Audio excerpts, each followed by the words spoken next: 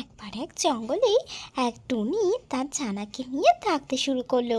সে অন্য জঙ্গল থেকে এসেছিল, তাই জন্য তার খাবারের ভীষণ দরকার হলো। তার সাথে তার তেষ্টাও পেয়েছিল খুব, তাই সে একটু পুকুর ধার খুঁজছিল। আর খুঁজতে খুঁজতে অনেকটা সন্দেহ হয়ে যায়, আর সে পৌঁছে যায় একটা পুকুরের পাড়ে। মনে মনে ভাবে, যাক একটু জল খাওয়া যাক, কিন্তু ওইখানে দূরে মাছ না। তখন সেটা দেখে সে ভীষণ খুশি হয়। জলের সাথে সাথে সে মাছ পেয়ে গেছে আর বলতে থাকে, উফ, কি যে তেষ্টা পেয়েছিল, প্রাণটা জুড়ালো। কিন্তু এখানে দেখছি একটা মাছও রয়েছে। যাই, এই মাছটা বাড়ি নিয়ে যাই আর গুগলিকে খেতে দেবো। গুগলি দেখে ভারী খুশি হবে, ওরও মনে হয় অনেকক্ষণ খিদে পেয়ে গেছে। আর দেরি করা যাবে না। তবে এই মাছটা এখানে আছে, কিছু আছে কি?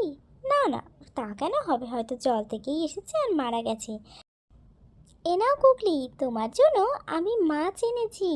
আর এই মাছটা চটাপট খেয়ে নাও, আর তারপরেই ঘুমিয়ে পড়ো। কাল সকাল সকাল উঠতে হবে, আমরা দুজনেই কাল থেকে খাবার সংগ্রহ করতে বেরোবো। মা মা, এই মাছটা আমি খাবো কি করে? দেখো, মাছটার মুখে যেন কি একটা লেগে আছে, মনে হচ্ছে এটা একটা হিরে। হিরে মনে করি গুগলি সেটা সরাতে চায়, আর তার সাথে সাথেই কীরকম একটা রশ্মি বেরিয়ে আসে, আর সেখান থেকে বেরিয়ে পড়ে একটা টুনি ভূত। আমি একটু মাছটা ডাঙায় রেখে একটু কাজে বেরিয়েছিলাম, আর তার মধ্যে এসে দেখি কিনা তুই আমার মাছটাকে নিয়ে চলে এসেছিস। তোর এত বড় সাহস, এর জন্য তো তোকে শাস্তি পেতেই হবে। এই কথা বলার সাথে সাথেই টুনি ভূত টুনির উপরে একটা জাদুশক্তি প্রয়োগ করে, আর তারপর তাকে মাছ বানিয়ে দেয়। আর সেইটা দেখে গুগলি তো ভীষণ ভয় পেয়ে কান্নাকাটি শুরু করে দেয়। আর তারপর মনে মনে সে ভাবতে থাকে তার মাকে সে কী করে ফিরিয়ে আনবে।